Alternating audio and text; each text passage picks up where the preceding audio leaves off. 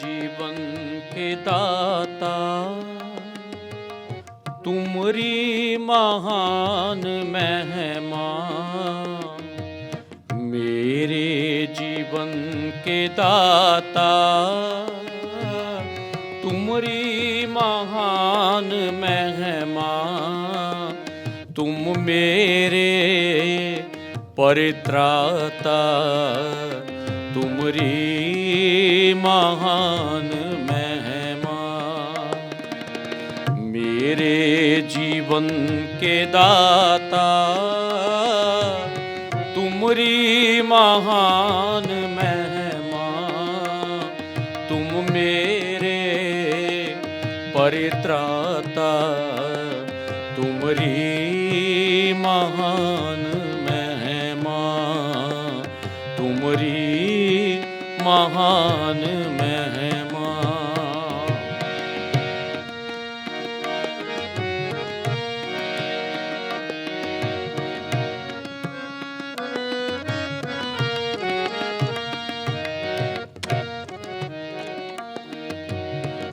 तुमने मुझे बचाया मृत्यु से आत्मा की। तुमने मुझे बचाया मृत्यु से आत्मा की। रक्षा तुम्ही ने की है गहरे दुखों से मेरी।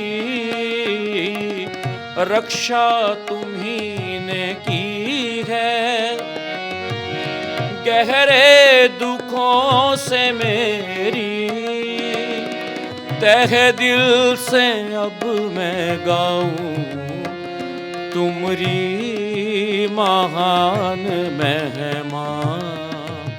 मैं चारों दिग फैलाऊं तुमरी महान महिमा। तुम मेरे परित्राता तुमरी महान महिमा। मेरे जीवन के दाता तुमरी महान महिमा। तुम मेरे परित्राता तुमरी महान महिमा।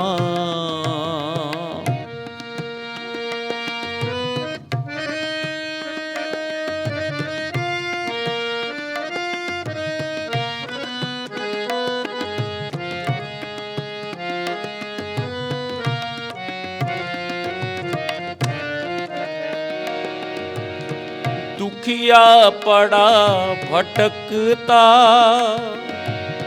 था अंधकार भीतर।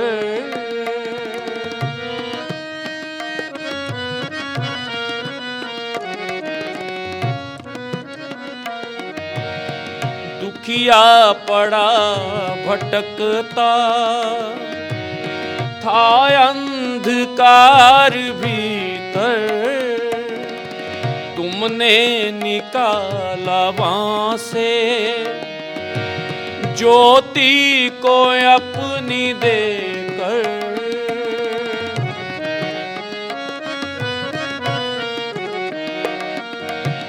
तुमने निकाला वहाँ से ज्योति को अपनी देकर। बलिहार तुम पे जाऊं तुमरी महान महिमा। तहे दिल से अब मैं गाऊं तुमरी महान महिमा। तुम मेरे परित्राता तुमरी महान महिमा। मेरे जीवन के दाता तुमरी महान महिमा। तुम मेरे परित्राता तुमरी महान महिमा।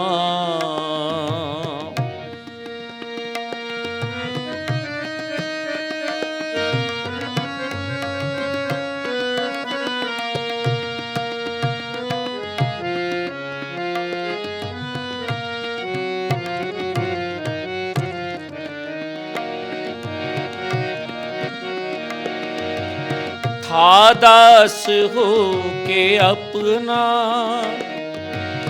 अपने दुखों से रोता,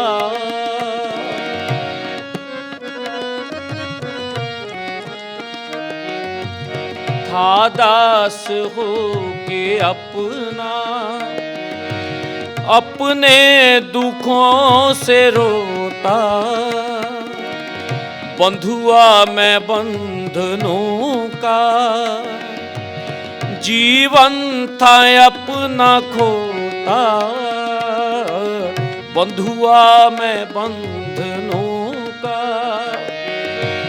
जीवन था अपना खोता, दी शक्ति अपनी मुझको तुमरी महान महिमा, दी मोक्ष उनसे मुझको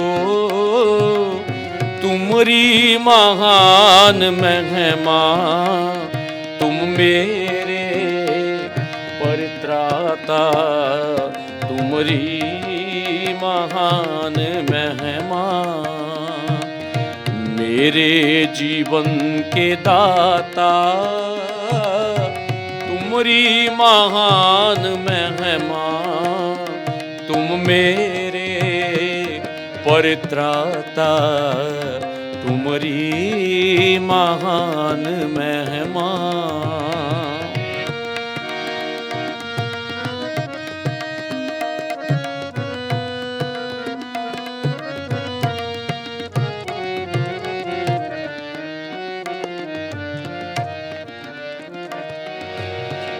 भूलूं ना तुम्हारी कृपा, भूलूं ना तुम्हारी कृपा, भूलूं ना अपनी हालत,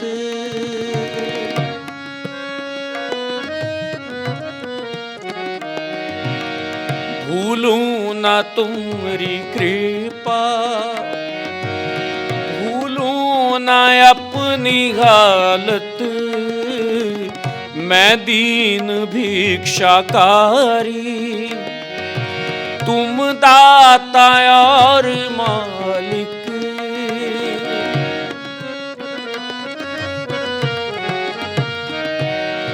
मैं दीन भिक्षाकारी तुम दाता और मालिक, तुमको ध्याऊं निश दिन तुमरी महान महिमा, सेवा करूं मैं निश दिन तुमरी महान महिमा। तुम मेरे परित्राता तुमरी महान महिमा, मेरे जीवन के दाता तुमरी महान महिमा। तुम मेरे परित्राता तुमरी महान महिमा, तुमरी महान महिमा, तुमरी महान महिमा।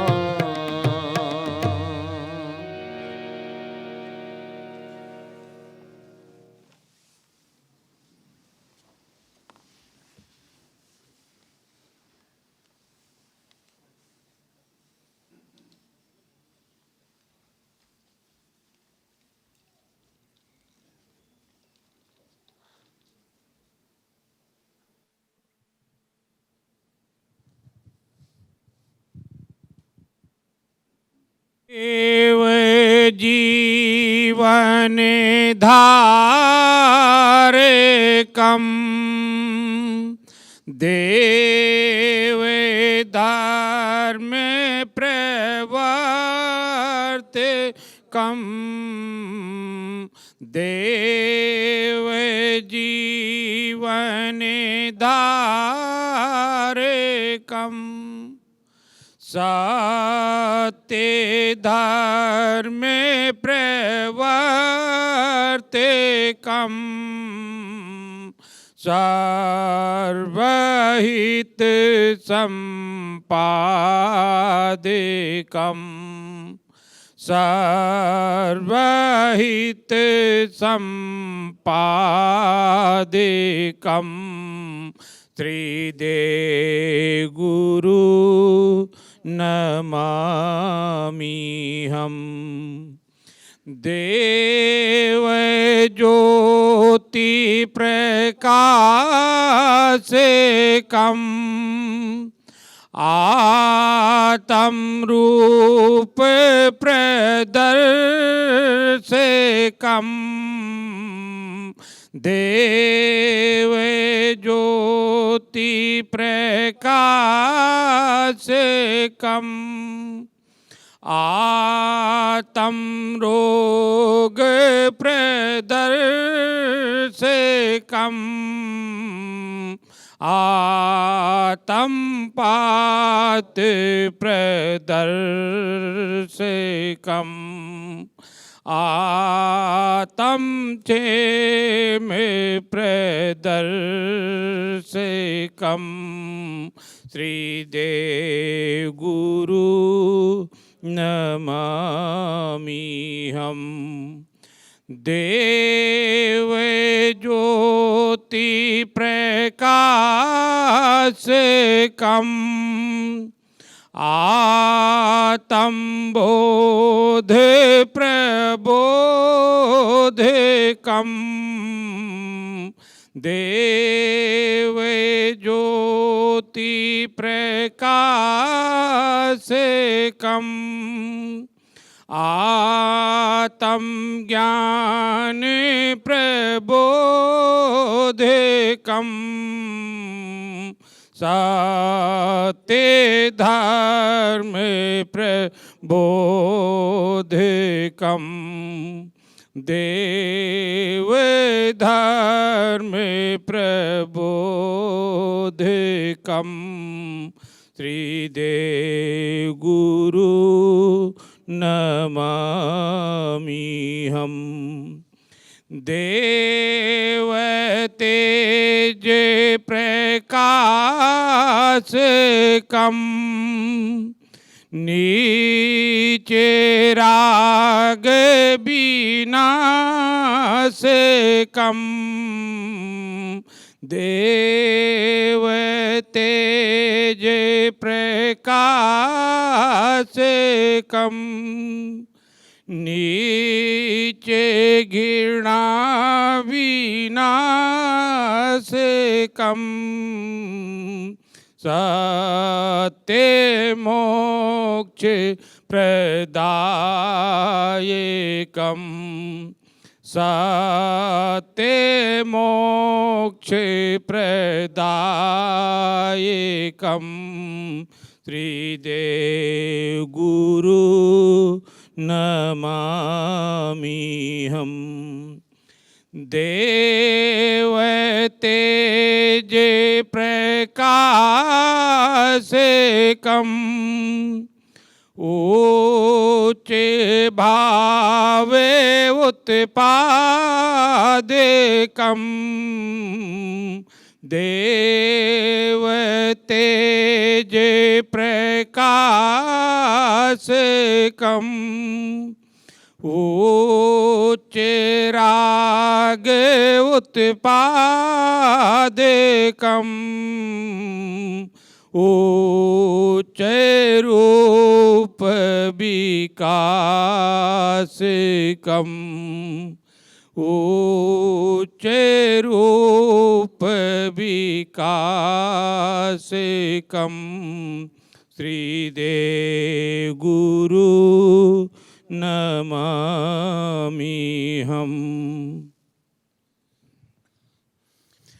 हे भगवान, आप देव जीवनधारी देवात्मा हैं।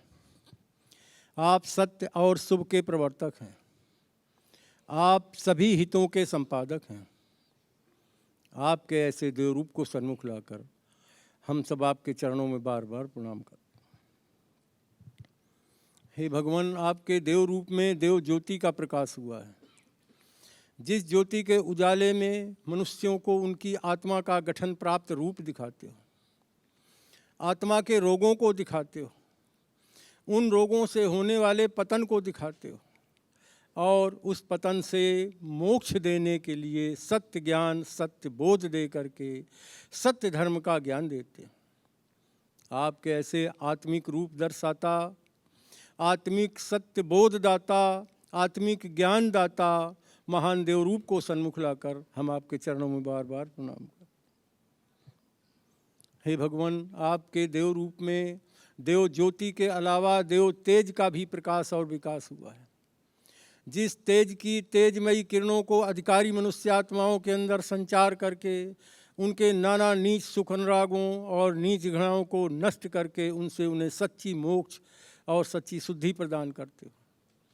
इससे भी बढ़कर उनके अंदर उच्च भाव व उच्च अनुराग जागृत और उत्पन्न उन्नत करके उनका उच्च जीवन में विकास करते हो। आपके ऐसे नीच अनुरागों से हरता, उच्च जीवन में विकास करता अति महान देव रूप को सन्मुख लाकर हम सब आपके चरणों में बार बार प्रणाम।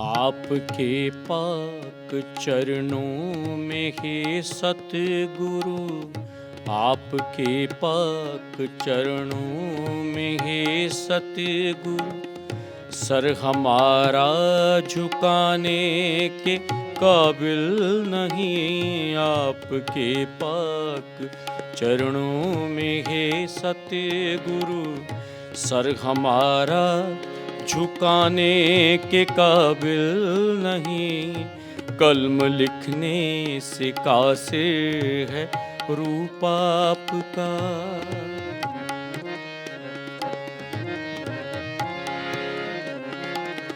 कलम लिखने से कासिर है रूप आपका, और जवां कुछ बताने के काबिल नहीं। आपके पाक चरणों में हे सतगुरु, सर हमारा झुकाने के काबिल नहीं। आपके पाक चरणों में हे सतगुरु।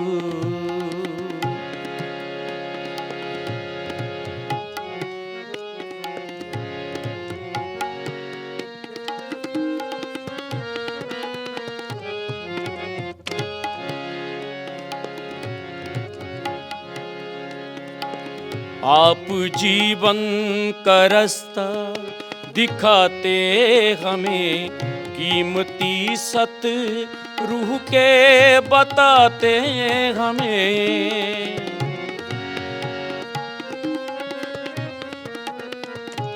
आप जीवन का रास्ता दिखाते हमें, कीमती सत रूह के बताते हमें कीमती सत्य, रूह के बताते हमें।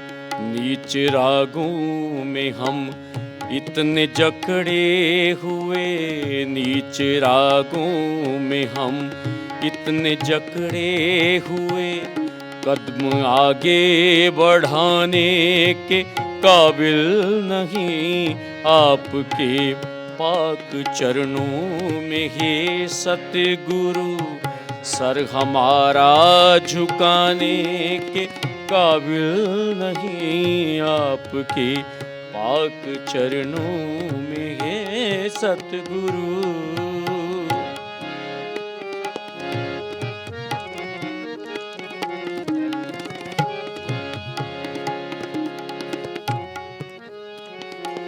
नीच जीवन का है रास्ता जो पुरखतर, नीच जीवन का है रास्ता जो पुरखतर, उस पे चलते रहें बेफिक्र उम्र भर।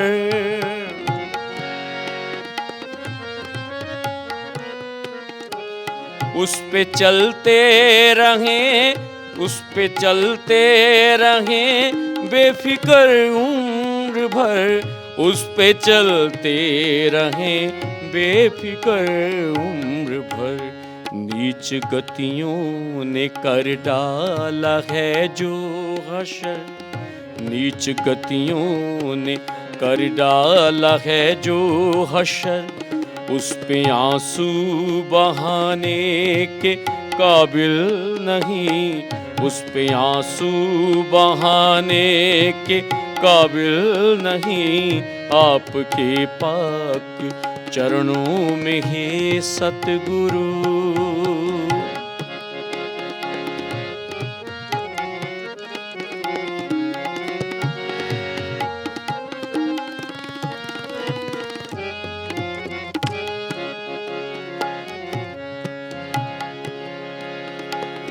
आपके देव विरलाप को जान कर, आपके देव विरलाप को जान कर, लेकिन उसकी हकीकत न पहचान कर,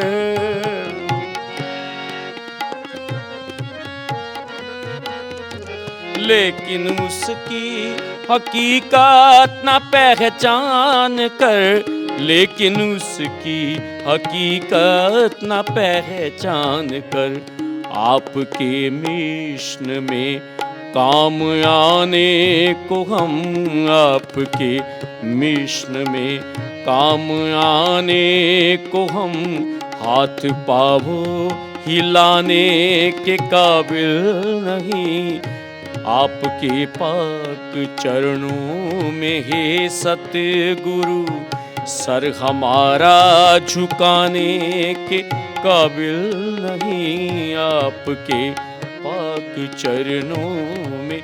हे सतगुरु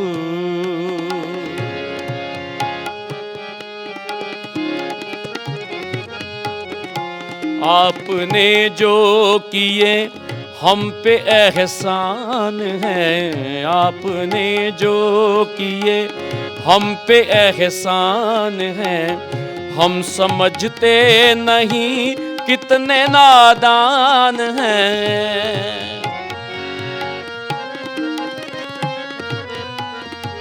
आपने जो किए हम पे एहसान है, हम समझते नहीं कितने नादान हैं, हम समझते नहीं कितने नादान हैं। अपनी ऐसी अबोधी अवस्था में हम, अपनी ऐसी अबोधी अवस्था में हम, कर्ज उनका चुकाने के काबिल नहीं आपके पाक चरणों में। हे सतगुरु सर हमारा झुकाने के काबिल नहीं आपके पाक चरणों में। हे सतगुरु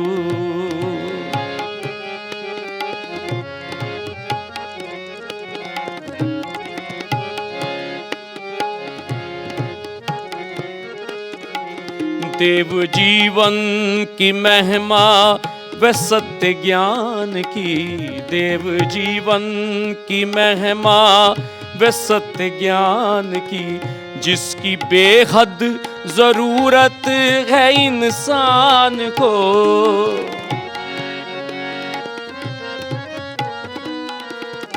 देव जीवन की महिमा व सत्य ज्ञान की, जिसकी बेहद जरूरत है इंसान को, जिसकी बेहद जरूरत है इंसान को। शौक अफसोस है अभी दुनिया में हम, शौक अफसोस है अभी दुनिया में हम, उसको खुलकर सुनाने के काबिल नहीं। आपके पाक चरणों में हे सतगुरु, सर हमारा झुकाने के, आपके पाक चरणों में हे सतगुरु, सर हमारा झुकाने के काबिल नहीं। कलम लिखने से कासिर है रूप आपका, कलम लिखने से कासिर है रूप आपका, और ज़बां कुछ बताने के काबिल नहीं। आपके पाक चरणों में है सतगुरु।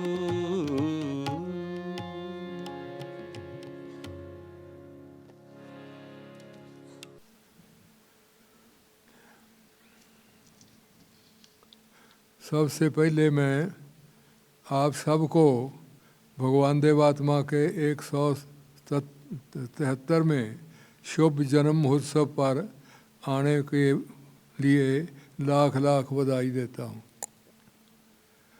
और परम पूजनीय भगवान देवात्मा से उनका मेरे ऊपर जो उपकार हैं उनका मैं वर्णन नहीं कर सकता।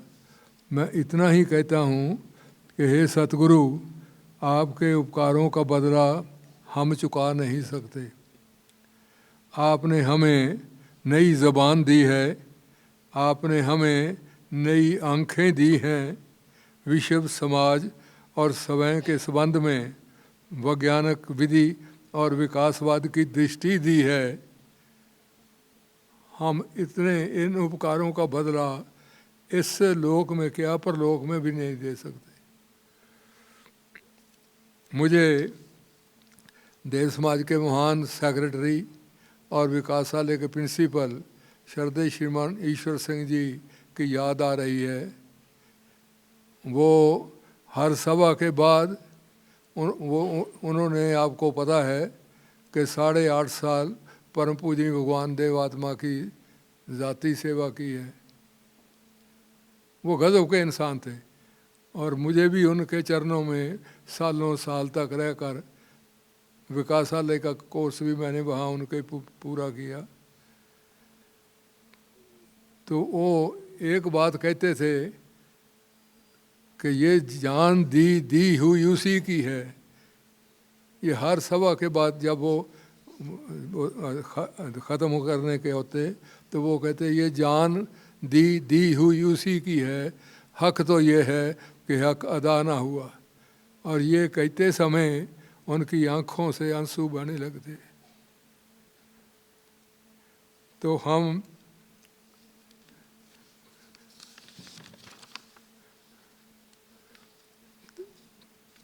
आज भी मुझे वो बहुत याद आ रहे थे, रास्ते में भी बहुत याद आए। क्या कमाल के इंसान थे वो। उन्होंने एक दफ़ा कहा था कि मैंने दुनिया के महान ऋषियों मुनियों से कहीं ज़्यादा पवित्र जीवन जिया है। मैं परम पूजनीय भगवान की किस तरह ये उनका उपकार उतार सकता हूँ। मेरा आज का विषय है कि देव जीवनधारी भगवान देवात्मा। आज से 2.5 साल पहले एथेंस में नेड़े करा। अच्छा, आज से 2500 साल पहले एथेंस में एक फिलासफर हाथ में लालन लिए दोपहर के समय निकला, डायोजनीज उसका नाम था। तो लोगों ने पूछा कि आप दोपहर के समय ये लालटेन ले आके क्या क्या तलाश कर रहे हैं? तो उन्होंने कहा था आदमी ढूंढ रहा हूँ।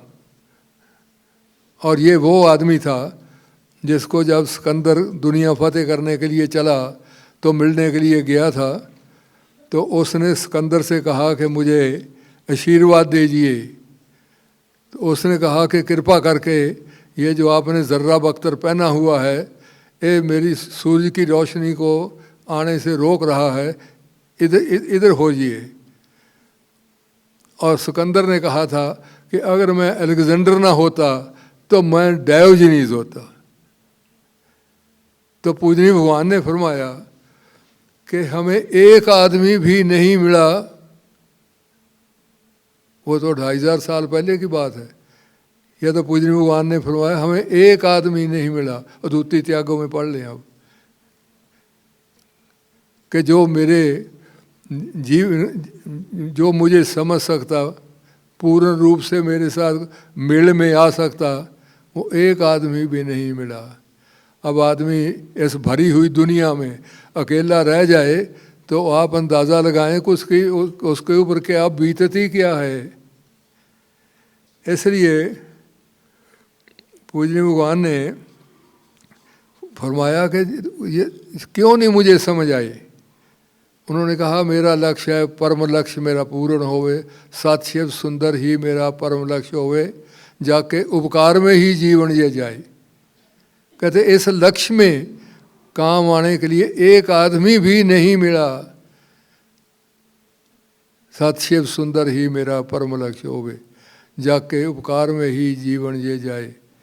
इसलिए श्रद्धे देवस सिंह ने तो पूजनीय भगवान के डेथ के ऊपर जब परलोक गमन किया तो वो भजन गाया उन्होंने, हमने तुझको नहीं पहचाना, हमने तुझको नहीं पहचाना, हम हैं नीच सुखों के दास, तुम्हारा देवलोक में वास, हमरे लिए सहज है किस्मत, रूप तुम्हारा सन्मुख लाना, हमने तुमको नहीं पहचाना। तो फर्क जब बहुत आ जाए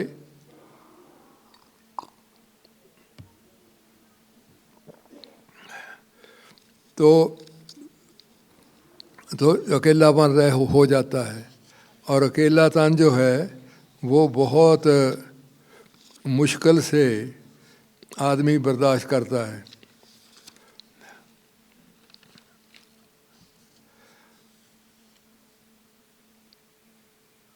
मुझे एक उर्दू का शेर याद आ रहा है कि फूल की पत्ती से कट सकता है हीरे का जिगर। फूल की पत्ती कितनी नाजुक होती है गुलाब की, फूल की पत्ती से कट सकता है हीरे का जिगर, मर्द नादाम पर कलाम है नरमो नाजक बेअसर। तो ये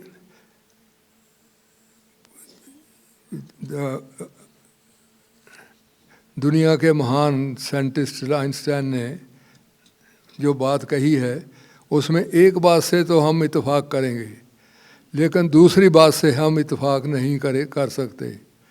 उन्होंने क्या कहा कि दुनिया में दो बातें असीम हैं, लिमिटलेस हैं। एक नेचर लिमिटलेस है और दूसरी मनुष्य की मूर्खता जो है वो असीम है। हम तो नहीं मानते कि हम मूर्ख हैं, ये तो आइंस्टाइन कहता है। आइंस्टाइन वो है जिसको कहते हैं the greatest scientist of all time, जिसको कहते थे कि इनकी जो थ्योरी ऑफ रिलेटिविटी है उसको सिर्फ 6 आदमी समझते हैं दुनिया में। वो ये बात कहता है। इसलिए जब वो लोगों से मिले तो उन्होंने बहुत कुछ बातें कही।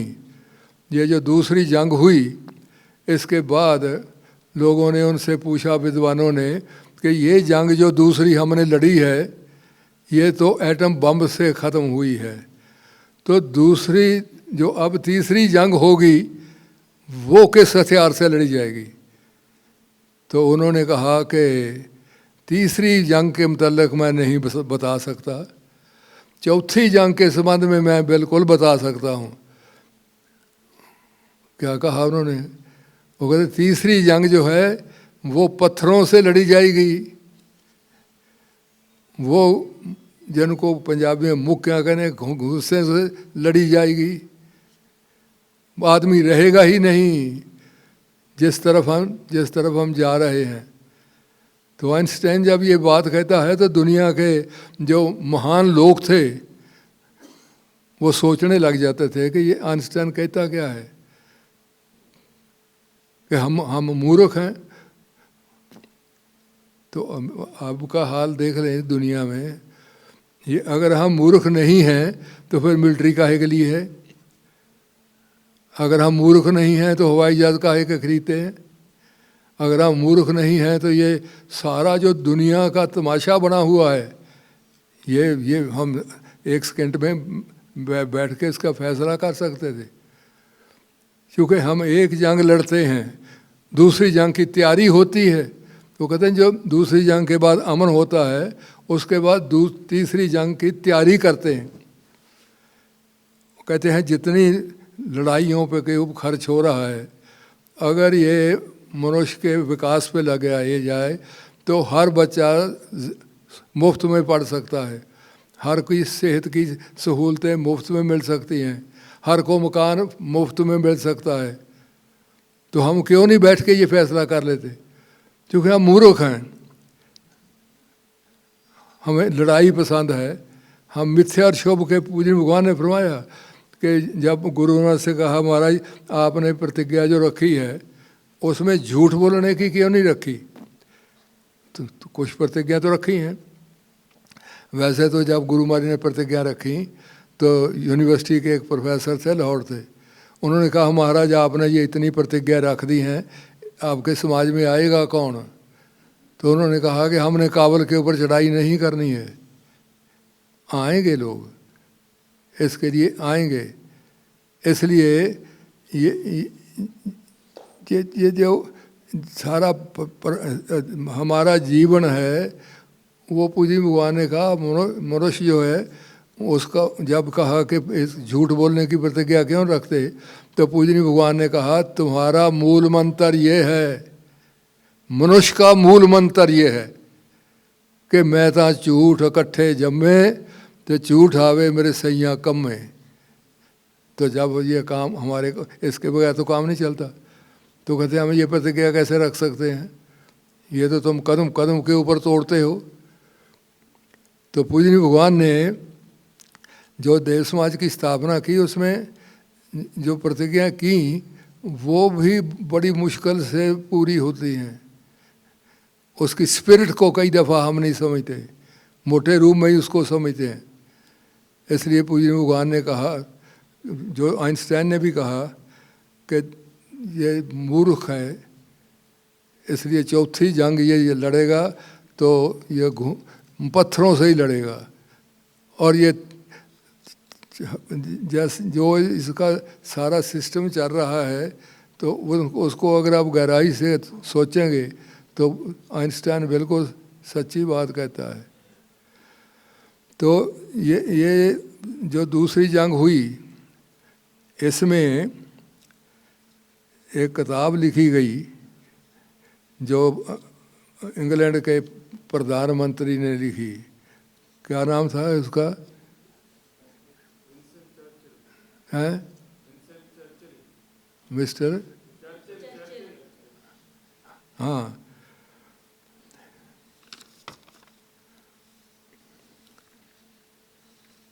चर्चिल जो था, चर्चिल ने जो किताब लिखी है वो 1000 सफ़े की है और उस पर उसको नोबेल प्राइज़ मिला है। तो उसके शुरू में जो उसने लिखा है कि मैंने अमेरिका के राष्ट्रपति रोजवेल्ट से कहा कि इस जंग जीतने के बाद वो कि इसका क्या नाम रखा जाए। तो उसने कहा कि इसका नाम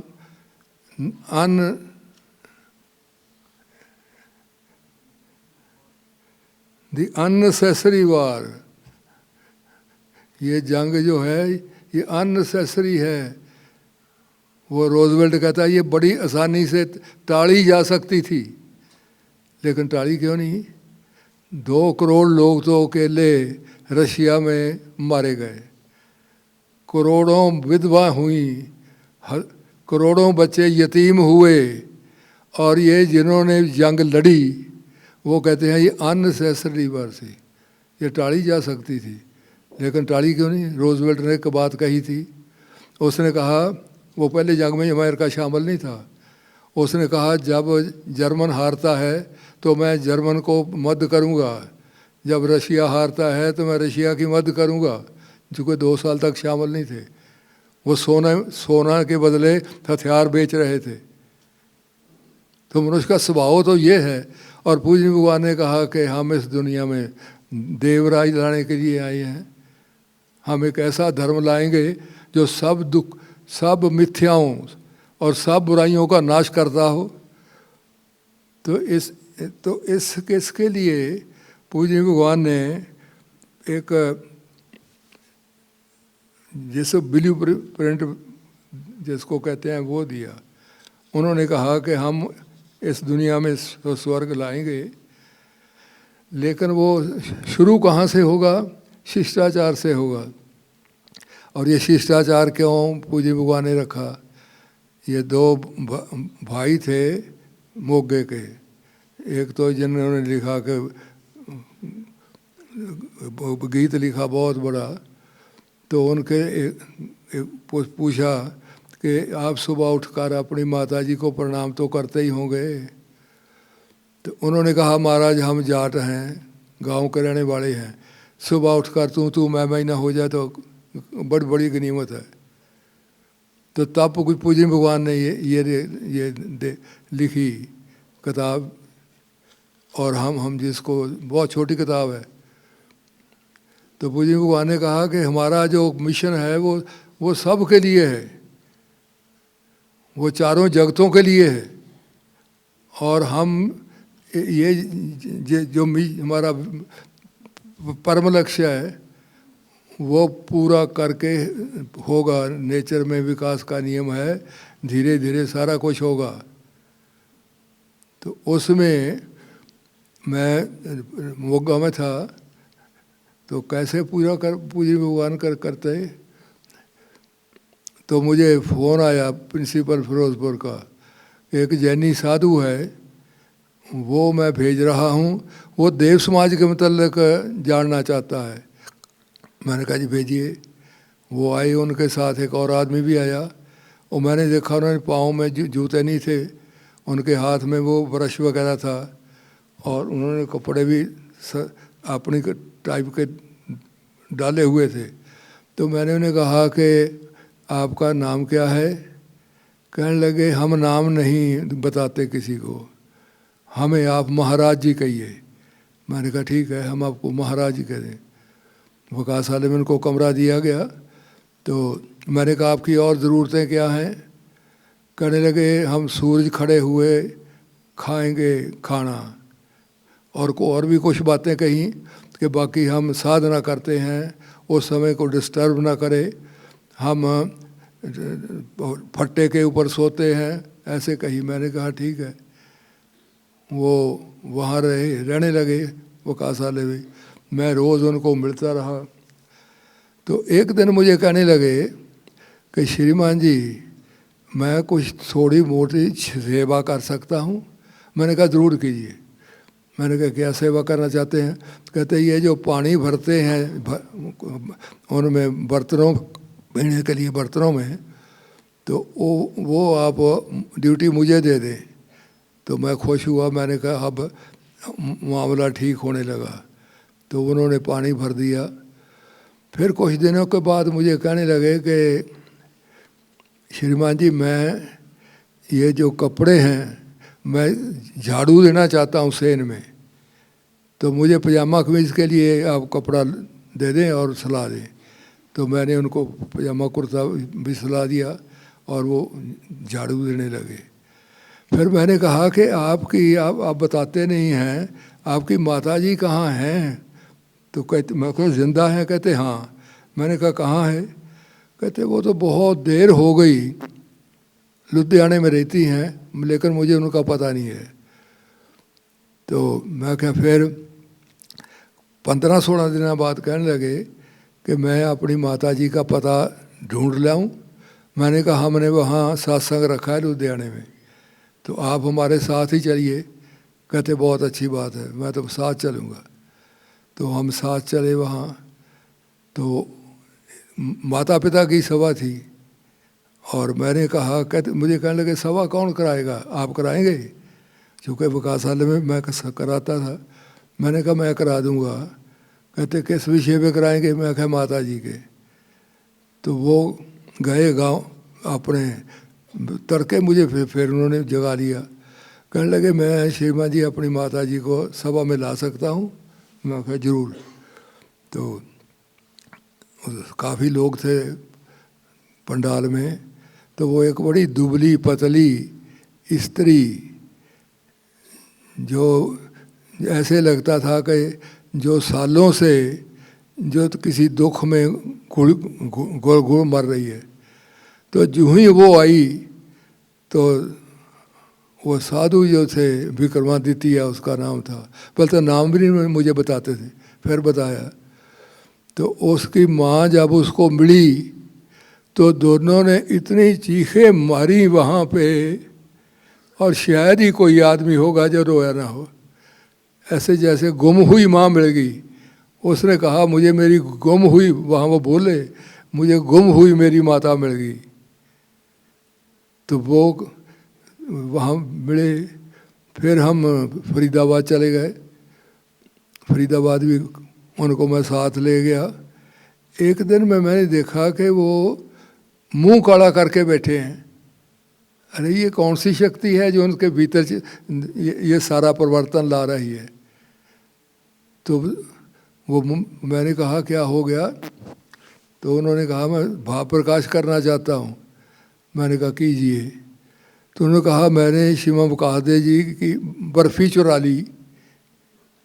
वो भी वहाँ ही थे, तो बर्फ़ी भी वहाँ ही थी। तो वो अब क्या वैसे तो इतना बड़ा साधु वो बर्फ़ी चुराने की बात के तो मानेगा ही नहीं, लेकिन उन्होंने मान ली कि मैं बर्फ़ी चुरा ली है, इसलिए मैं बहुत घटिया आदमी हूँ। तो फिर वो कहने लगे कि मैं समाज में काम करना चाहता हूँ। मैंने कहा ज़रूर कीजिए।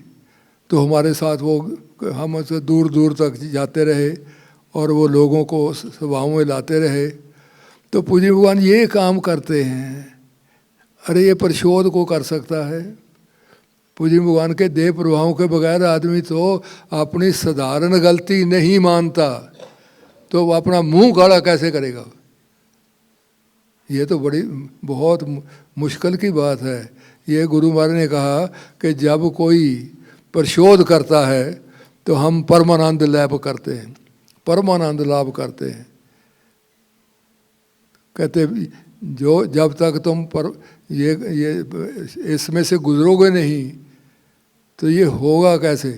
इतना बड़ा साधु, जैन संस्था से संबंध, और वो लोगों की भी 100 आदमी था वहाँ हमारा, उसमें मान रहा है कि मैंने चोरी बर्फ़ी की है, जिसके आगे से लोग नतमस्तक हो रहे थे।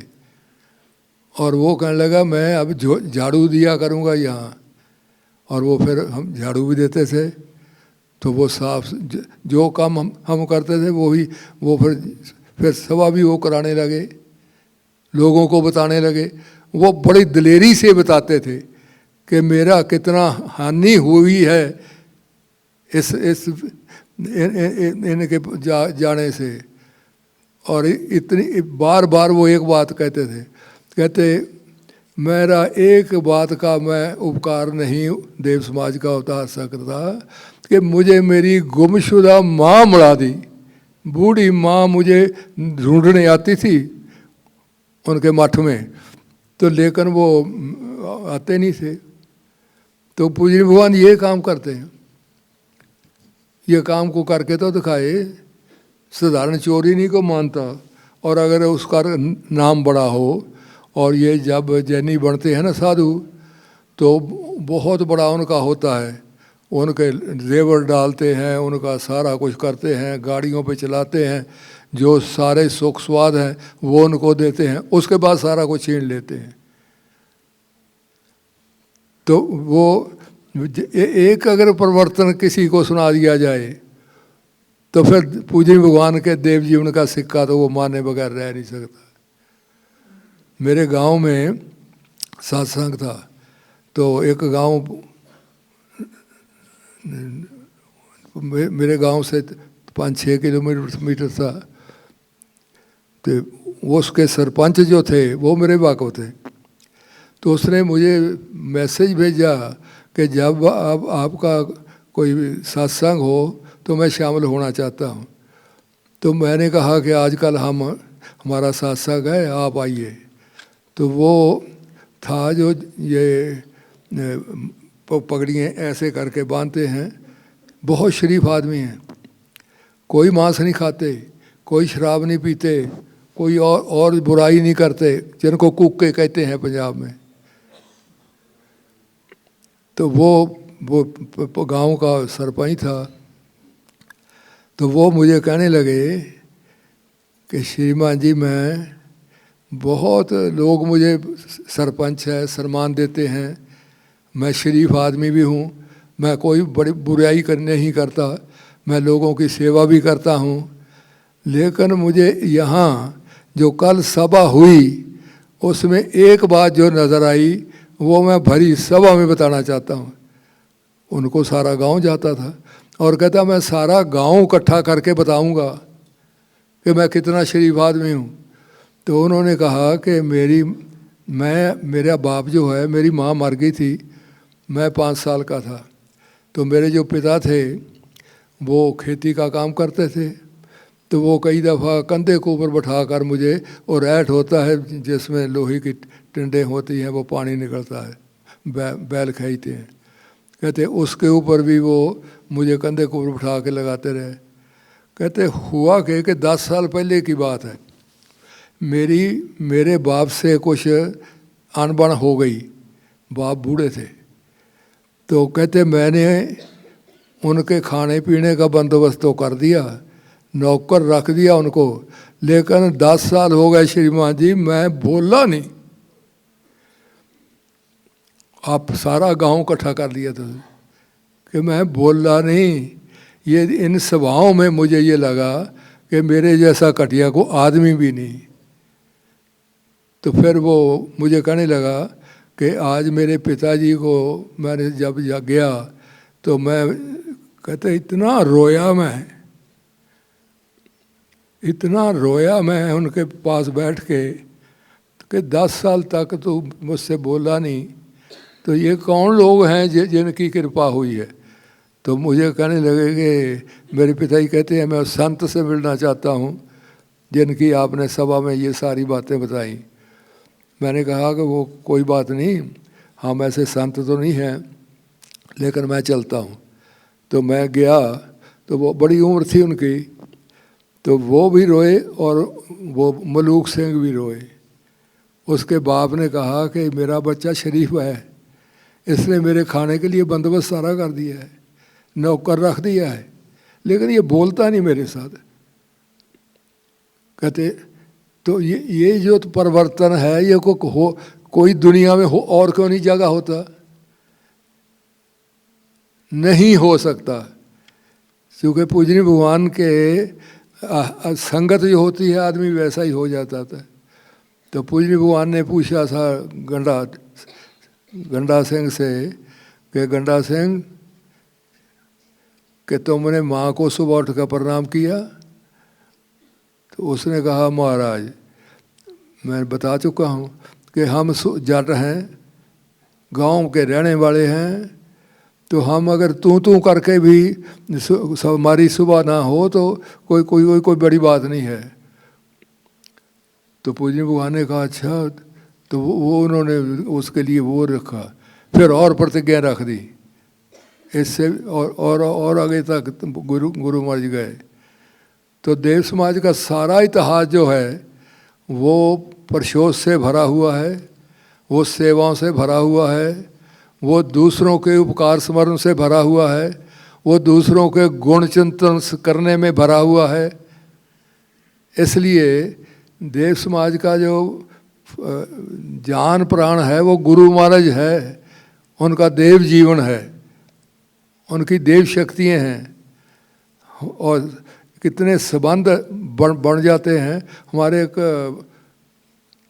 बॉम्बे में एक साथी थे, तो उनको वो दो भाई थे, तो जो बड़ा भाई था छोटा, वो जो सोडा बोतल होती है उसमें होता है ना वो गोली सी, तो वो जब वो फोड़ने लगे तो उसके यहाँ आवाज़ की नाड़ी में लग गई।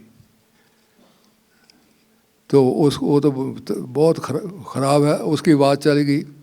वो अस्पताल में रहा, वो देव समाज के परिवार था।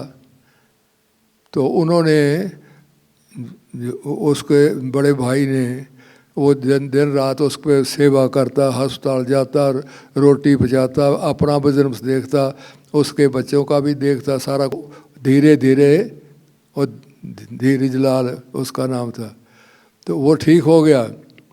तो उसने अपने भाई से कहा कि भाई अब तेरे बच्चे भी बड़े हो गए हैं, अब हमारा बिजनेस भी बहुत ठीक हो गया है, मेरी आवाज़ भी ठीक हो गई है, तो अब हम बांटेंगे। तो जाके एक दिन ये बंटवारा तो होना ही है। उन्होंने कहा ठीक है भाई साहब, आप जैसे करें। तो कहते हैं उसके भाई ने वो दो हिस्से कर दिए। धीरू बता यहाँ भी बताया था उन्होंने कि दो हिस्से कर दिए और कहा कि तुम जो हिस्सा है वो पहले उठा लो, दूसरा मैं लूँगा। तो धीरज ने कहा कि मुझे ये कबूल नहीं है। कहते आपको क्या कबूल नहीं है धीरू मल? कहते जी आपने, मैं जब मुझे अस्पताल में जाते थे तो आप बिज़नेस भी देखते थे, आप मेरे बच्चों को भी देखते थे, आप मेरा सारा बिज़नेस करते थे और सारा कुछ आप अकेले करते थे। तो मुझे ये तकसीम पसंद नहीं है और मैं नहीं मानूँगा। उन्होंने कहा फिर कैसे मानोगे? उन्होंने कहा 40% मैं रखूँगा, 60% आप रखेंगे। अरे ज़मीन बांट के देख लो यहाँ क्या होता है, मकान बांट के देख लो होता क्या है। तो ये वो कहते मैं देव समाज में आया तो मेरा तो तर गया सारा कुछ। मेरी इतनी तब्दीली आई सारे मेरे घर में, मेरे रिश्तेदारों में। तो वो कहते धीरी मल ये कमाल की बात की, भाई का उसको हिस्सा 60% दिया, आप 40% रखा। तो ये देव समाज में ऐसी घटनाएं से भरा पड़ा है सारे का सारा जो देव समाज का काम है। इसलिए जब मैं एक जगह सत्संग करने गया हुआ, आदमी कैलस कितना है, समाध पाई था, गांव है वहाँ। तो मैं सभा करा रहा था, तो जो सभा में आदमी आया तो वो कुछ सभा सुनने के बाद कहने लगा जी मैं तो बहुत पाप कर आया। मैं क्या? कहता मैं अपनी माँ को गड्ढे के से बांध दिया। बड़ी बोलती है वो, लड़ती मेरे साथ। कहते आज मैंने बांध दिया कि मैं सभा में जाना है। तो फिर उसने वो सारा कुछ किया, रोया भी, माफ़ियाँ भी मांगी। तो वो कहते देव समाज करामात क्या करती है? करामात देव समाज देवात्मा के प्रभाव कराते हैं। जो पूजी भगवान का मिशन है वो है सत शिव सुंदर ही मेरा परम लक्ष्य होवे, जाके उपकार में ही जीवन ये जावे। और पूजी भगवान ने यहाँ तक एक बात कही कि अगर ये मेरा ये वो उनको तो मेरा जो लक्ष्य है वो तो सत शिव सुंदर है और तो कुछ है नहीं। तो उन्होंने कहा अपनी ऑटोबायोग्राफी में लिखा हुआ देव शास्त्र मुझ में देव जीवन के विकास में, उन्होंने कहा कि अगर मरने के बाद मेरा सर्वनाश हो जाए तो मुझे वो भी कबूल है। मैं लिखा फिक्रा, मैं शांति से तब मर सकता हूँ अगर मैं अपने लक्ष्य के लिए समर्पित रहा। तो लक्ष्य का सत शिव सुंदर ही मेरा परम लक्ष्य हुए, जाके उपकार में ही जीवन ये जाए। तो देव समाज के ये एक दो नहीं, सारा इतिहास जो है वो भरा पड़ा है। लेकिन अधिकारियों के लिए है, जैसे हो गए तो फूल की पत्ती से कट सकता है हीरे का जिगर, मर्द नादा पर कला में नरमो नाजक बेअसर। तो अधिकारियों के लिए है, लोग आते हैं चले जाते हैं, कुछ आते हैं वो वहीं रह जाते हैं। वो कहते हैं, वो इन्होंने कहते नीच गति एक आए थे देव समाज में जाट, और दलीप सिंह था उनका नाम। तो उसने कहा कि मुझे तो वकासालय में श्रीमान गुरवंश सिंह जी और निर्मल सिंह जी, दो वो चाचा थे और भतीजा थे, इन्होंने मुझे काबू कर लिया नीच गति और उच्च गति में फंसा के। तो मुझे तो मेरे तो इन्होंने सच कुछ छोड़ा ही नहीं। कहते मेरा दूसरा जो भाई है उसने दूसरी शादी भी कर ली, उसकी ज़मीन भी ज़्यादा हो गई। तो ये वो फिर जो हौशर हुआ वो चले गया गांव में। तो शारदा श्रीमान निर्मल सिंह जी जो कुहारा पड़ा वो पहुँचे वहाँ। उसने कहा तू छोड़ क्यों आया? कहते मुझे पता श्रीमान जी मैं कुत्तों की मौत मरूंगा, लेकिन मैं देव समाज वकासालय नहीं जा सकता। और अनधिकारी पे होता भी क्या है। तो भाई के साथ उसका एक झगड़ा हो गया, तो भाई ने फिर उसको कत्ल करके खेत में फेंक दिया। और जब ऊपर चीलें कौवे घूमने लगे तो वहाँ पता लग रहे तो उसने कत्ल कर दिया उसका ज़मीन के लिए। और वो कह के आया था मैं कुत्ते की मौत मरूंगा श्रीमान जी, मुझे देख रहा हूँ मैं कि मेरा हश्र क्या होने वाला है, लेकिन मैं देव समाज में नहीं जाता। ये तो नीच गति उच्च गति करते करते लोगों को फंसा लेते हैं। तो पूज्य भगवान ने ये मिशन जो चलाया है वो आत्माओं के भले के लिए है। और पूज्य भगवान ने जो एक बात कही कि ये ज़मीन मेरे पाँव से निकल के चिकना, ये सूरज रोशनी देनी छोड़ दे। अब गुरु माई हैं वो जीवन है क्या? ये देव जीवन है। उसमें से पूज्य भगवान ने क्या वाणी का प्रकाश किया कि ज़मीन मेरे पाँव से निकल के, सूरज मेरे पाँव से निकल के चकनाचूर हो जाए, ज़मीन मेरे पाँव से निकल कर चकनाचूर हो जाए और सूरज रोशनी देनी छोड़ दे। लेकिन मैं सातर शुभ का अनुरागी होने के कारण सातर शुभ के पथ से एक तिल भर इधर उधर नहीं हो सकता।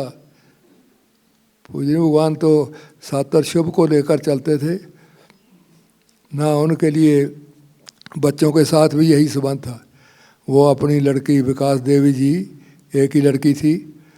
पूज्य भगवान ने बहुत घोड़सवारी भी सिखाई, लाहौर में पढ़ाया भी उसको। तो एक दिन सैर को गए तो पूज्य भगवान ने पूछा, विकास देवी स्वार्थ किसको कहते हैं?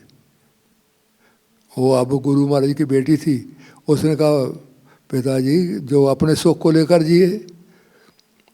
कहते तुम किस सुख को लेकर जीती हो?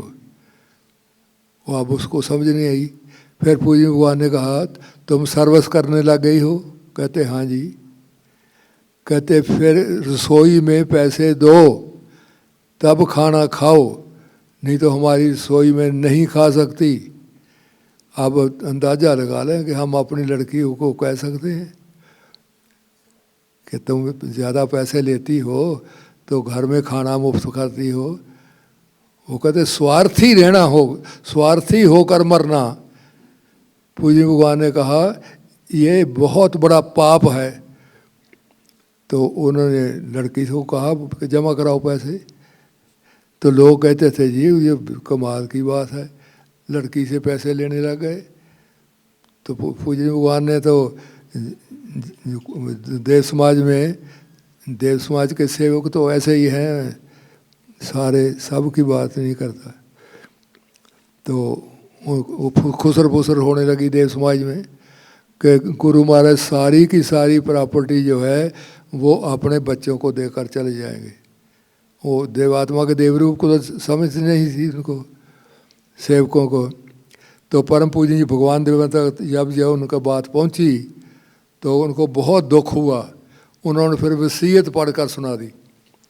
अब गुरु जो है वो अपने सेवकों को अपनी वसीयत सुनाने के लिए मजबूर हो गए कि ये मर जाएंगे सारे।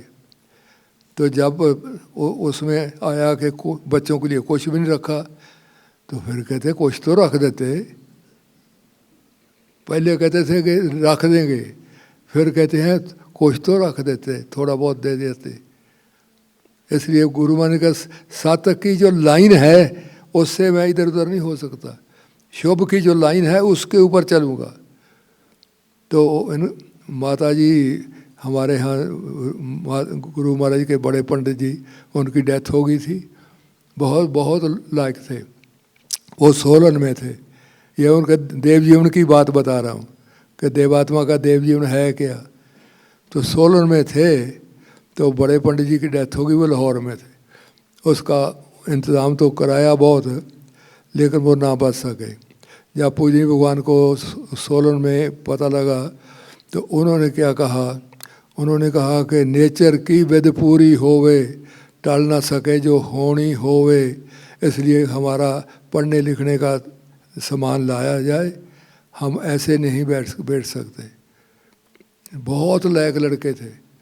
और हुआ क्या आगे कि सेवकों ने इकट्ठे होकर, अम्मा जी जिनको हम कहते थे वो कासाले मोगा में रहती थी हमारे पास, उनके 2 बेटे थे। तो उनके 20,000 रुपया उनके लिए इकट्ठा कर दिया सेवकों ने कि माता जी विधवा हो गई हैं, तो इसलिए ये इकट्ठा करके हम उनको देते हैं। पूजनीय भगवान तक बात पहुंची। उन्होंने क्या कहा, हम प्रोहताई को नहीं चलने देंगे, ये प्रोहताई है, ये पैसे तुमने इकट्ठे किए हैं, ये तुम्हारी नीच गति है। क्योंकि तुम, ये मेरी बहू जो है उनको बुलाया और कहा बेटी तुम नॉर्मल पास हो, तुम सर्विस करो, अपने पाँव पे खड़ी हो। 2 बच्चे थे, एक फिर पता IAS बना, एक बहुत अच्छी पोस्ट पे, वो दूसरा भी था कि अगर कोई ज़रूरत होगी तो हम तुम्हारी मदद करेंगे। लेकिन ये प्रोहताई है जो सेवकों ने की है। तो उनके एक बेटे थे, वो इससे बहुत उखड़ गए। उन्होंने कहा कि महाराज खुद तो नहीं देना था, लोगों से देने में क्या हर्ज था, वो तो सेवकों ने दिए थे।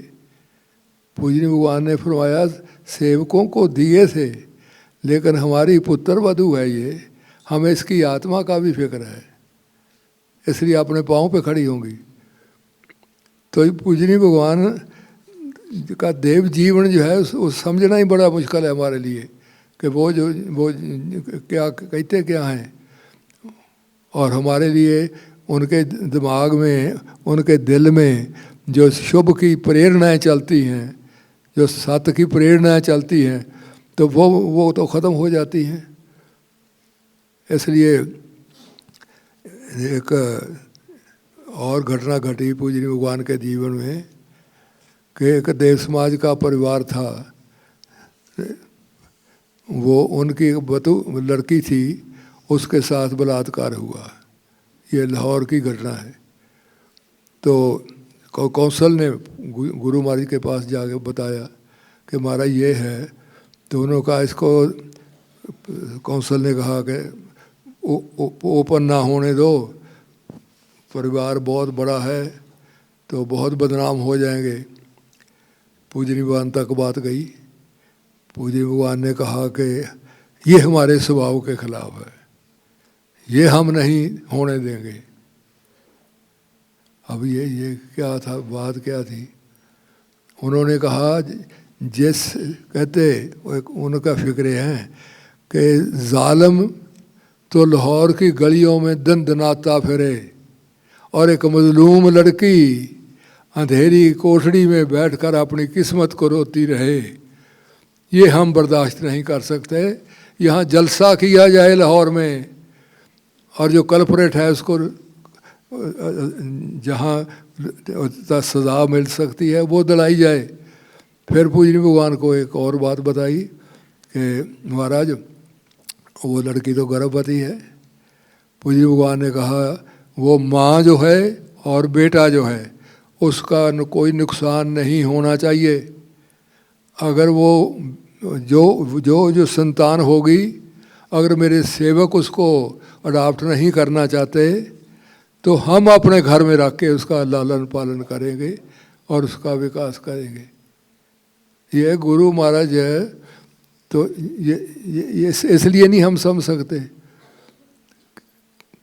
तो देव जीवनधारी एक लेवल होता है, उस लेवल के ऊपर खड़े होकर बात समझ आती है। जब थोड़ा सा लेवल बदल जाए तो आदमी की सोच भी बदल जाती है। इसलिए पूज्य भगवान ने कहा ये नहीं हो सकता। और जब मोगा स्कूल में हो गया हैज़ा तो परम पूज्य भगवान देवात्मा के 2 बच्चे भी वहाँ मोगा स्कूल में पढ़ते थे। तो अभी बने हुए स्कूल को 2 साल हुए थे, तो उन्होंने हॉस्टल खाली करना शुरू कर दिया। तो पूज्य भगवान के दोनों बेटों को भी लाहौर भेज दिया। अब वो तो जो लेकर गए कर्मचारी सोचते होंगे कि हमारे गुरु महाराज ये जानकर कि उन्होंने हमारे बच्चों के लिए ये बंदोबस्त कर दिया है तो हमें शाबाश देंगे, थैंक्स तो कहेंगे। पूज्य भगवान ने कहा लोगों के बच्चे हैं सारे हॉस्टल से, उसमें उनको वो तो नहीं है। उन्होंने कहा भी वो तो अभी हैं। तो पूज्य भगवान ने कहा तुम्हारी इस नीच गति से हमें इतना सदमा लगा है कि अगर इनकी लाशें भी आ जाती इतना मुझे दुख ना होता जितना तुम्हारी इस गति से हुआ है। ये नीच गति है। जब लोगों के बच्चे नहीं गए थे तो हमारे बच्चे क्यों ले आए? अब तो गुरु महाराज को कौन समझे? उस लेवल के ऊपर जाके समझा जा सकता है। इसलिए आइंस्टाइन के मतलब कहते हैं 6 आदमी समझते थे। तो इसलिए गुरु महाराज ने कहा एक आदमी भी नहीं मिला, एक आदमी ने भी मेरे मिशन में पूर्ण तौर पे मेरे साथ मेल की हालत में नहीं आया। शायद कुमारी प्रेम देवी जी की फ़ोटो है यहाँ, इधर होगी उधर है। ये लाहौर में इन्होंने टॉप किया मेडिकल में, बहुत लायक थी बहुत। 1894 में उनकी डेथ हुई और उनके पिता पूज्य महाराज जी के श्रद्धावान थे। तो एक सभा हो रही थी जिसमें श्रद्धा जी 13 साल की थी। उन्होंने लिखा कि जब मैंने परम पूजनी भगवान देव आत्मा का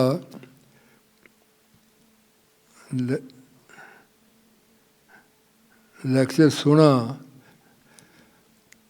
तो पहला लेक्चर गुरु महाराज का सुना तो मेरे अंदर उनके देव जीवन के लिए आकर्षण पैदा हो गया।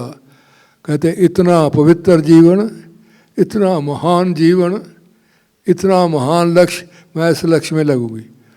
13 साल की उम्र में ये फैसला कर लिया। फिर वो मेडिकल कर ली। फिर उनके पिताजी जो थे उन्होंने कहा बेटी शादी अब तूने कर ली है तो शादी का हम तेरी करना चाहते हैं। उन्होंने कहा पिताजी मैं शादी के ख़िलाफ़ नहीं हूँ, मेरी सेहत कोई ज़्यादा अच्छी नहीं है और दूसरा मैंने परम पूजनी भगवान देव आत्मा के मिशन में लगने की प्रण की है। प्रण करने का है कहा क्या बात थी? वो तो उनका रूप उन्होंने देखा था। तो उन्होंने कहा कि पिता थे तो शादी करना चाहते थे। उन्होंने कहा था कि लड़का है वो कमिश्नर बनने वाला है तो तू उसके साथ बातचीत कर ले।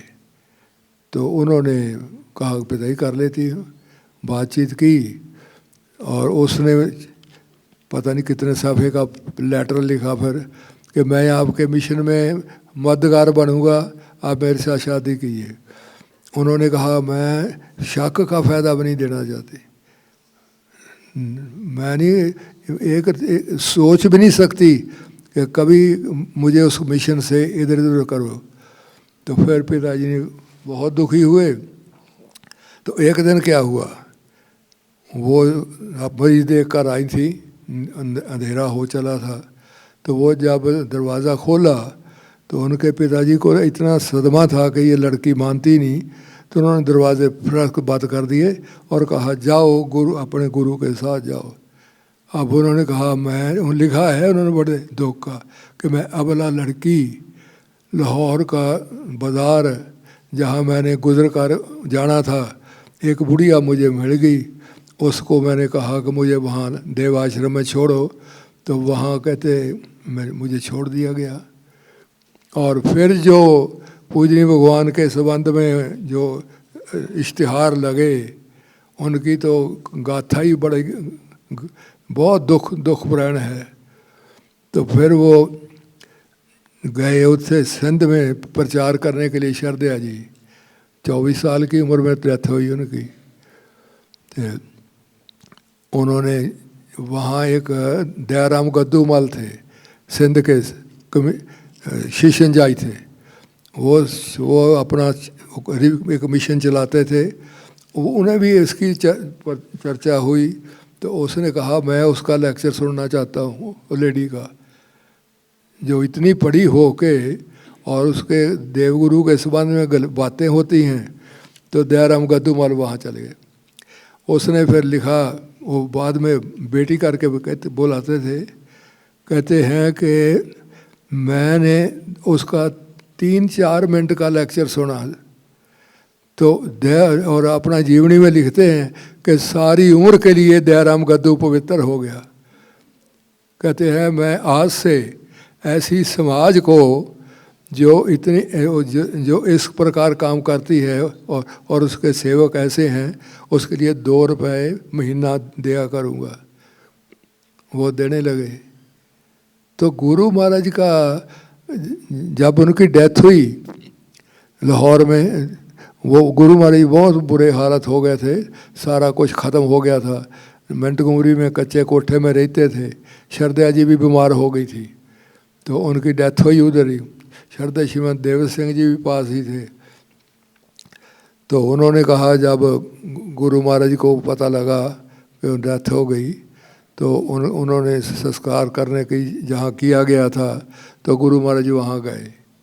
तो और कर्मचारी भी थे। तो पूजनीय भगवान को बताया गया जी वो चिता जो है वो शरदया जी की है। तो पूजनीय भगवान ने जूते उतार दिए और कहा कि हे पुत्री इस्तेमाल किया गुरु माँ ने कि तूने मेरे शरण में आकर ऐसा महान जीवन लाभ किया है जो स्त्री जगत में मिसाल है। अगर तुम किसी बादशाह की क्वीन होती, किसी धननाट की बेटी होती, तो मैं तुम्हें सम्मान देने ना आता। तो देश समाज में तो मॉडल पैदा कर दिए। कर्नल जी की बातें बता रही थी ये, तो ये सारे मॉडल थे। लोग उनकी बातें करके दूर तक जाते थे। हम गए लाहौर में सन 60 में, तो वहाँ जब वापस आए, यात्रा पे गए थे, मैं भी था, तो 60 की बात है। तो मुझे कस्टम वालों ने रोक लिया वहाँ लाहौर अमृतसर में कि तुम्हारे पास पासपोर्ट है। मैंने कहा मेरे पास है नहीं। तो वो कहें इंटरनेशनल पासपोर्ट है। उन्होंने वो मुझे दिखा दिया, ये देखो तुम्हारा बाप का नाम भी है। मैं कहा जी किसी ने बना लिया होगा, मैंने नहीं बनाया, मेरे पास है नहीं। तो इतने देर में एक 50 साल की होगी लेडी है वो आई, तो वो सारे उठ के खड़े हो गए। तो मैंने समझ गया कि ये इनकी बॉस है।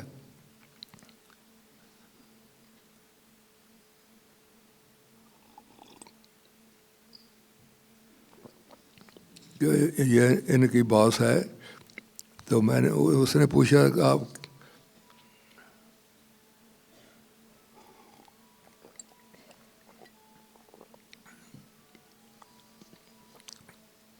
तो उसने कहा कि बाहर जो बस खड़ी है आप उससे आए? मैं कहा जी। कहने लगे इनको जाने दो। तो मैंने फिर उनसे पूछा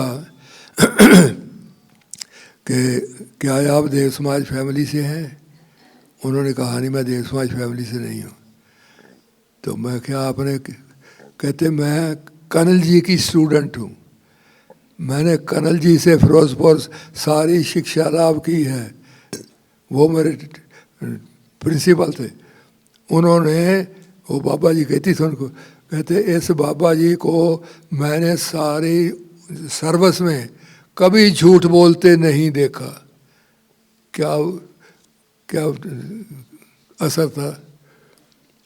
तो गुरु महाराज के जो संगत में आया तो वो तो मॉडल बन गए सारे के सारे। इसलिए गुरु महाराज का जो देव जीवन है, पूज्य भगवान ने फरमाया कि हमारे अंदर कोई नीच अनुराग नहीं है, हमारे अंदर कोई नीच घृणा नहीं है। हमारे अंदर नीच अनुराग क्या होता है? देव समाज की भाषा में नीच अनुराग कहते हैं कि हमारा ऐसी प्रेरणाएं, ऐसे भाव जिससे प्रेरित होकर हम मिथ्या और अशुभ का अपनी भी हानि करते हैं, दूसरों को भी करते हैं, और सात अशुभ के पास से विपत्त हो जाते हैं, वो नीच अनुराग है। तो कहते ये नीच अनुराग तो ये एक ये वासनाएं हैं। एक पूज्य भगवान ने फरमाया कि ये तो पालतू कुत्ते की न्याई मेरे पाँव में खेलती रही। ये फिक्र लिखे भी गुरु है। इसलिए जीवन को फर्क बहुत है। इसलिए आते हैं तो चले जाते हैं, फिर समझ ही नहीं आती उनको कि हो क्या गया, हो कुछ नहीं गया। वो सात्विक भाव नहीं थे और पूज्य भगवान को लिए श्रद्धा नहीं थी, उनके लिए कृतज्ञता नहीं थी। इसलिए पूज्य भगवान के मिशन में लगना बहुत बड़ा हमारा सौभाग्य है।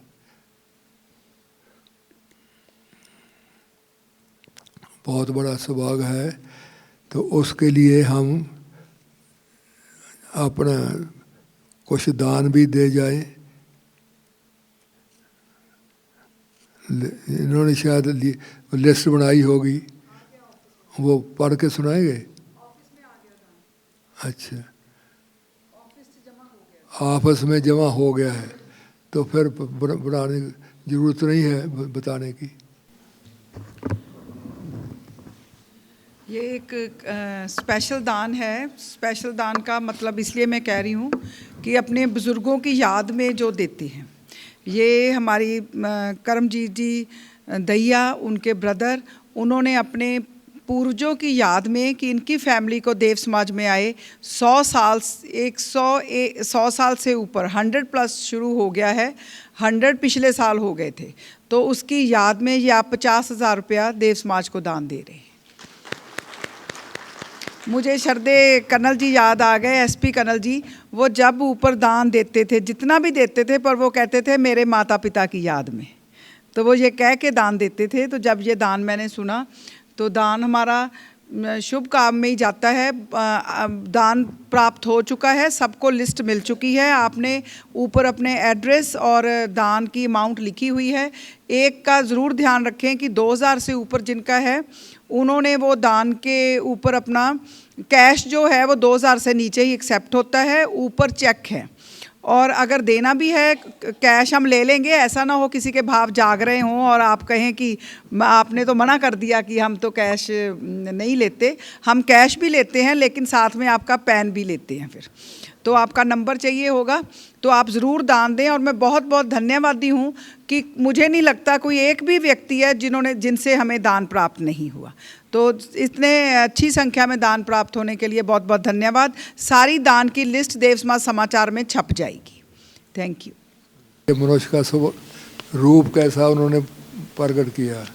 उन्होंने कहा है, ये नोबेल प्राइज़ इनको मिला था, जॉर्ज बर्नार्ड शॉ को पोइट्री में नोबेल प्राइज़ मिला था 1924 में। तो वो ऐसे आदमी थे, उन्होंने लेने से इनकार कर दिया कि मैं नहीं लेता, मैं पब्लिक सम्मान की मेरी ज़रूरत नहीं है। लेकिन उसकी वाइफ ने कहा कि हम आयरलैंड के हैं, अगर आप ले लें तो हमारे जो मुल्क है उसका सम्मान होगा। तो उसने जंग के बाद जो ख़त्म हुई एक बात कही। उन्होंने कहा कि मुझे ऐसे लग रहा है कि जैसे सारी दुनिया के पागल वो इस ग्रह के ऊपर आ गए हैं। सारी दुनिया के पागल इस ग्रह के ऊपर आ गए हैं और वो किश्ती पे सवार हैं और किश्ती में सुराख है और वो एक दूसरे की जेबें काट रहे हैं। ये तो जॉर्ज बर्नार्ड शॉ कह रहे हैं, जो नोबेल पुरस्कार विजेता हैं। वो कहते हैं आदमी की फितरत क्या है।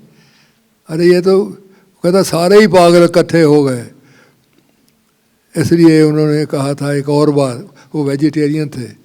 उन्होंने कहा जब मैं मरूं तो मेरे पीछे तीतर चले, मेरे पीछे दूसरे जानवर हों, छोटी मुर्गियाँ हों और उनके दूसरे जानवर हों, तो उनके गले में सफ़ेद रुमाल बंधे हुए हों और उस पे लिखा हुआ हो कि ये आदमी मर तो गया, इसने लेकिन अपनी कब्र अपनी कदर हमारे पेट में नहीं बनाई। तो ये बड़े आदमियों की बातें हैं। तो देव समाज तो पड़ा है देव समाज भी है। ये श्रद्धेय श्रीमन थोड़ा जगह बोल रहा नहीं तबीयत तो ठीक है। ये मुझे पूछती हैं तबीयत कैसी है। मैं क्या जूं बोलता गया तबीयत ठीक होती गई। तो श्रद्धेय श्रीमान देवसेन जी की यहाँ फोटो है, इधर है।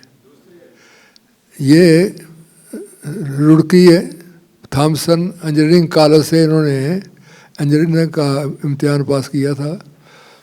एक गोरा उनसे आगे था और ये बाकी सब स्टूडेंट से टॉप किया। तो ये जब ये पास करके आए तो उससे पहले पूजनीय भगवान से के लिए इनके अंदर बहुत आकर्षण पैदा हो गया था। तो इन्होंने कहा मैं तो मिशन में काम करना है। तो इनके घर वालों को बहुत चोट लगी। इनका ताया जेलदार था। उसने कहा कि ऐसे ही कि हाँ कैसे लड़का हमारा इतना पढ़ के तो वहाँ एक पंडित के पीछे लग गया लाहौर में। तो हम तो तांगा ले आएंगे और वहाँ पे उसको बांध के ले आएंगे, मोगे के पास गांव उनका। तो वो आए सारे तो कई। उन्होंने कहा कि चल गाँव। उसने कहा नहीं मैं नहीं जाना, मैं तो गुरु महाराज के मिशन में जीवन भेंट कर दिया है, अब मैं गाँव नहीं जाऊँगा। उन्होंने कहा हम तुम्हें बांध के ले आएंगे तांगे में। उन्होंने कहा काका तांगा ले आओ, इन्हों की मुश्कां बांधो तो ले चलो। उन्होंने कहा मैं पुलिस में रिपोर्ट दे के आपके खिलाफ कार्रवाई करूँगा। तो उनके ताया ने कहा अच्छा मैं तेरे पिताजी को कहूँ कि अतर सिंह मर गया। बात देव सिंह नाम पूरा भले अतर सिंह था। अतर सिंह मर गया। तो उन्होंने आगे से कहा हाँ पिताजी को कह देना अतर सिंह तर गया। इतनी बड़ी योग्यता थी। उनके भतीजे थे अपने रतन सिंह, प्रोफेसर रतन सिंह गिल। उन्होंने लिखा कि मैंने एक दफ़ा ताया जी को कहा ताया जी अगर आप सर्विस में रहते आपको पेंशन हज़ारों रुपया लगती, वो तो बहुत बहुत पहले की बातें हैं, 1890-92 की। तो वो तो कहने लगे, हाँ रतन सिंह तेरी बात बिल्कुल ठीक है, अगर मैं सर्विस करता तो मैं देवत सिंह ना होता तो मैं ऊँट होता। कितना बड़ा ऊँट कितना बड़ा हो जाता है। उनकी बातें बड़ी कमाल की थी, चूँकि गांव के जाट थे, वो जाट बोली भी बोलते थे।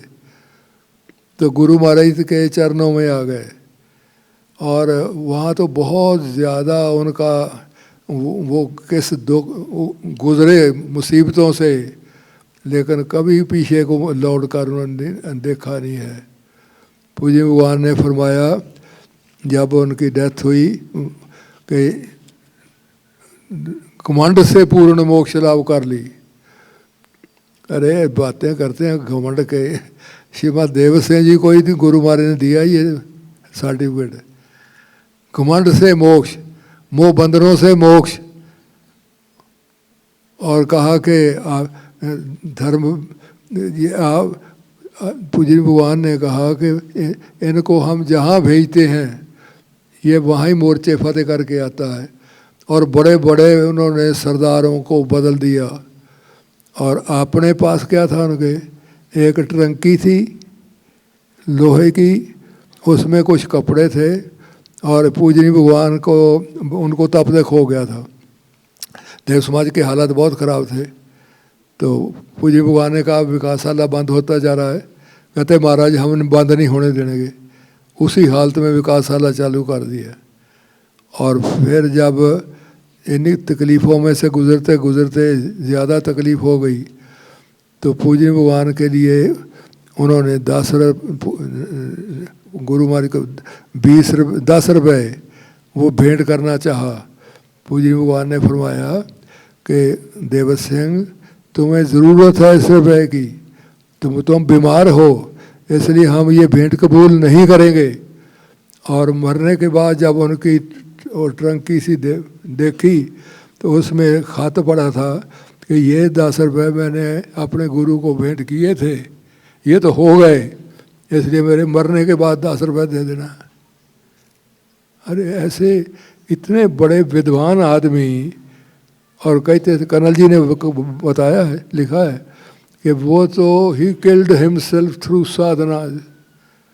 उन्होंने तो साधन इतने किए अब निकलने के लिए घमंड से और से कि अपना आप रोगी कर लिया, लेकिन बड़े बड़े बदल दिए। सारा जो मालवा था बदल गया उनका। तो वो देव समाज में ऐसे लोग आए, बहुत बड़े बड़े आए, बहुत अमीर आए, बहुत बड़े बड़े परिवारों के आए, लेकिन गुरु महाराज किसी के लिए कोई रू रियायत नहीं रखते थे। उनसे कुछ बात हो गई, पूज्य भगवान ने कमेटी मुकर्रर की और उसमें पाया गया कि देवत सिंह जी ने वो अनगहली की है। पूज्य भगवान ने फरमाया कि देवत सिंह आज से तुम कर्मचारी नहीं हो, तुमसे हमें एक तवक्को थी, तेरे होते हुए ये कैसे हो गया, तेरे अंडर थे वो सारा क्षेत्र। तो उन्होंने क्या कहा, और सब पदों से छीन लिया, सेवक भी छीन लिए, काउंसिल की मेंबरी भी छीन ली, सब कुछ छीन लिया। तो जब कहा कि महाराज अगर आप मुझे अपनी टट्टियाँ साफ करने का मौका दे अधिकार, तो मैं तो वो भी बहुत बाप का बड़ा उपकार समझूंगा। तो ये इन्होंने अपने साथ लड़ाई की बड़ी की। मनुष्य की सबसे बड़ी जो लड़ाई है वो अपने साथ है। अपने साथ माई का लाल ही कोई निकलता है। तो इसलिए वक़्त हो गया, तो अब हम सभा समाप्त करेंगे। और मुझे खुशी है कि मुझे कई दिन से मैं बहुत ढीला रहा, तो मुझे लगा कि कहीं बीच में ना फ्लॉप हो जाऊँ। तो बहुत बहुत आपका धन्यवाद। हाँ जी, अब ये 2 बॉक्स हैं, उनका क्या करते हैं। आदर और श्रद्धा के योग्य धर्म संबंधी और श्रद्धावानों, हमारे बहुत ही सम्मान के योग्य माननीय सेक्रेटरी सर श्रीमान जी की बहुत ही प्रभावशाली सभा के उपरांत हम लोग आज 3 पुस्तकों का विमोचन करने जा रहे हैं। सर्वप्रथम माननीय श्री किशन सिंह छाबड़ा जी के संदर्भ में उनका जो जीवन चरित्र है, जिसे एक पुस्तक की शक्ल में प्रस्तुत करने में संपूर्ण छाबड़ा परिवार ने योगदान दिया है। मैं छाबड़ा साहब की जो फैमिली है, परिवार है, उनसे अनुरोध करूँगा कृपया वो मंच पर आ जाए। बहुत ही सुंदर वर्णन है इसमें छाबड़ा साहब की गरिमा का, जो उनके व्यक्तित्व को परिभाषित करता है, जिन्होंने देव समाज मिशन की अथाह सेवा की तथा देव समाज से सदा वफादार रहे। आपका सारा परिवार देव समाज के साथ एक बेहद लंबे समय से जुड़ा हुआ है और मिशन में सेवा कार्य सिद्ध हो रहा है। मेरा विनम्र आमंत्रण कि छाबड़ा परिवार के जो भी सदस्य यहाँ उपस्थित हैं, कृपया आप मंच पर आ जाएं।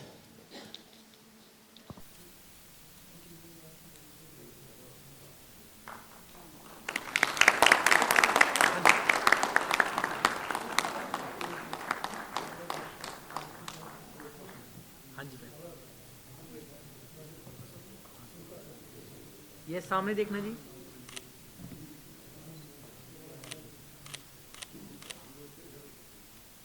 ठीक है जी।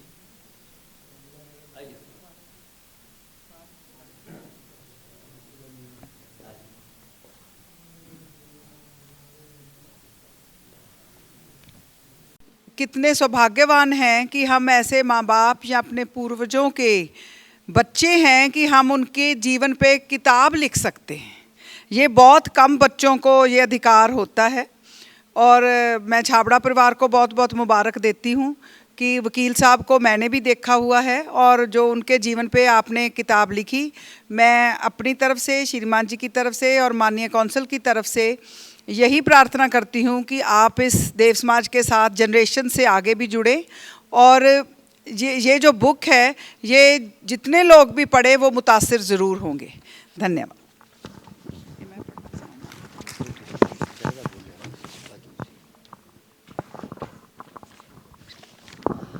आज की दूसरी पुस्तक का विमोचन है, जो अपने आप में बहुत विशेष है। माननीय इंग्लिश मैम उसके बारे में बताएंगी, लेकिन उससे पहले मैं संक्षिप्त में बहुत वर्णन करने जा रहा हूँ। इस पुस्तक की लेखिका हैं डॉक्टर शेफाली चीमा और पुस्तक का नाम है Devatma humanistic philosophy in the present global scenario. मतलब देवात्मा का जो मानवीय दर्शन है, जो वर्तमान परिप्रेक्ष्य में कितना संगत है, इस संदर्भ में ये पुस्तक लिखी गई है। Doctor Shefali Cheema wrote a book with tons of depth of knowledge. बहुत ही ज्ञानवर्धक पुस्तक है। उसने बहुत ही एक विदुषी की भांति बहुत अध्ययन करने के उपरांत इस पुस्तक को लिखा है। शेफाली जी देव समाज कॉलेज ऑफ एजुकेशन 36B में कार्यरत हैं और उन्होंने बहुत ही अच्छी गरिमामय पूंजी अपने असाधारण परिवार से प्राप्त की, विशेषकर अपने नाना जी से, और जो हमारे प्रेजेंट सेक्रेटरी हैं श्रद्धेय श्रीमान निर्मल सिंह जी, और उसके अतिरिक्त अपनी माननीय माता जी और बाकी पारिवारिक जन, पिताश्री माननीय अग्निज मैम से। आगे ये मुझे बड़ी खुशी है कि बच्चों के में इसने पहले PhD भी करी गुरु महाराज जी की शिक्षा पे, और फिर अब इसने एक बुक हमें BA के लिए चाहिए थी, क्लासेस के लिए, तो इसने मेहनत करके इस साल में ये पूरी की है। तो मुझे उम्मीद है कि हमें क्विज़ के लिए कोई नहीं मिल पाती थी, एक पहले एफर्ट की हुई है, तो अब हमें उससे हेल्प मिलेगी। Thank you Shivali. और इसमें मैं माननीय सेक्रेटरी साहब जो इसके नाना जी हैं उनकी खास धन्यवादी हूँ, जिनकी गाइडेंस से ये छपने के काबिल हुई। मैं आमंत्रित कर रहा हूँ शेफाली जी के पूरे परिवार को, कृपया मंच पर आएँ और इस असाधारण जो एक पल है इससे साक्षी बने। पारिवारिक जन जो भी परिवार से हैं प्लीज़ आ जाइए।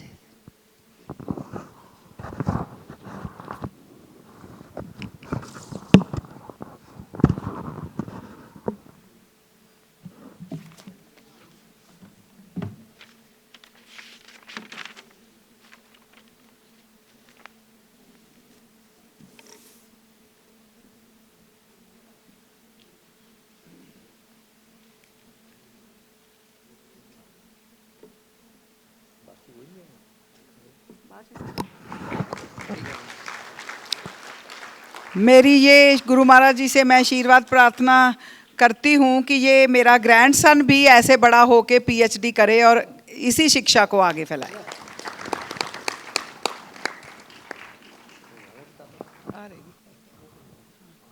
ये एक और बुक है जो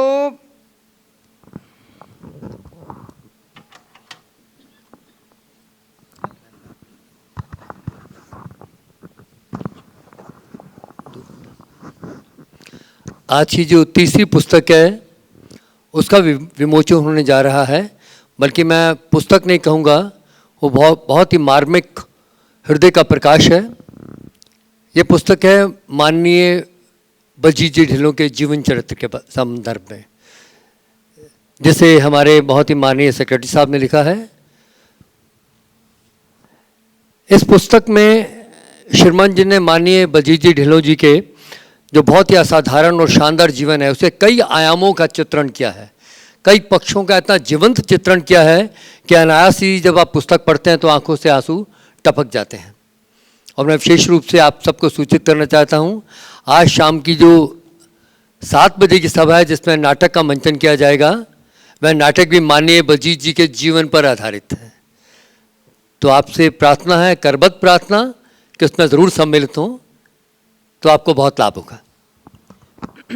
मैं इस जीवन चरित्र के प्रीफेस में जो माननीय श्रीमान जी ने लिखा है 4 लाइनें पढ़ के सुनाना चाहती हूँ।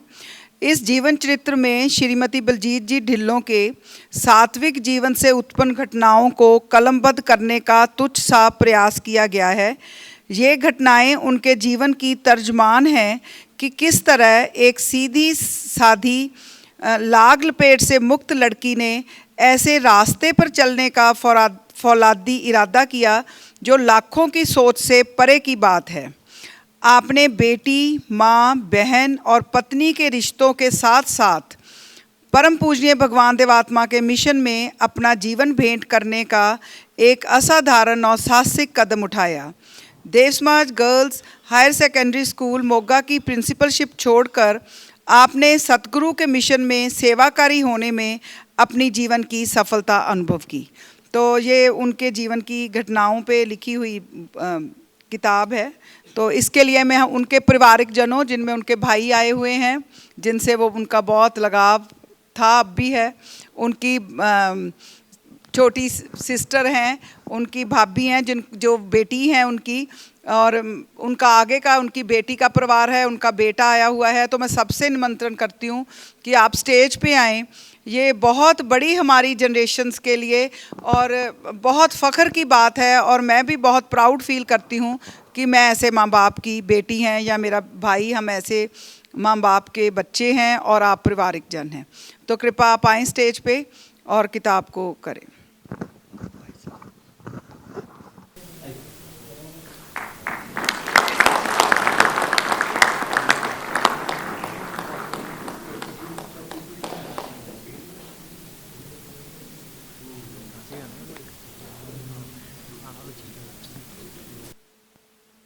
कितना ही अद्भुत पल है, हृदय के भावों को छूने वाला।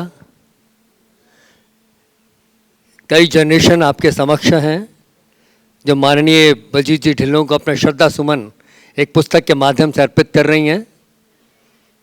उनके जीवन की इतनी घटनाएं कि पुस्तक भी उसके लिए बहुत छोटी है, लेकिन ये इन सब के मन की अवस्था को दर्शाता है, इनके श्रद्धा के भावों को दर्शाता है, इनकी कृतज्ञता के भावों को दर्शाता है।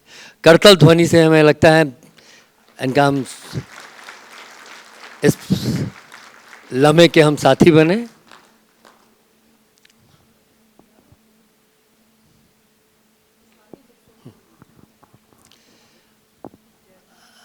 आप ये पुस्तक भारत से ले सकते हैं और ज़रूर पढ़िएगा। यहाँ पे अगर डॉक्टर रितु बनोट बैठे होंगे, मैडम आप आएँ, चेयर देना श्रीमान जी को। इस किताब को लिखने में आपका खास योगदान रहा प्रूफ रीडिंग में। आपने बड़े दिल से इसकी प्रूफ रीडिंग की है, अनगिनत बार की है, क्योंकि माननीय श्रीमान जी को सेटिस्फाई करना बहुत मुश्किल काम है। सारी पढ़ने के बाद भी कहते हैं कि 5 गलतियां अभी भी हैं। बार बार हमने इनके मुताबिक गलतियां निकालते रहे, फिर भी कहते लास्ट में छपने के बाद अब वो 5 कौन सी हैं हमने पूछने की हिम्मत भी नहीं की।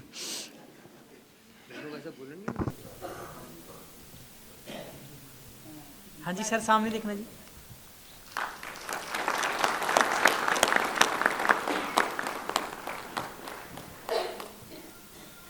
जय ध्वनि होने जा रही है। कृपया आप यहीं अपना स्थान बनाए रखें, बाहर मत जाइए।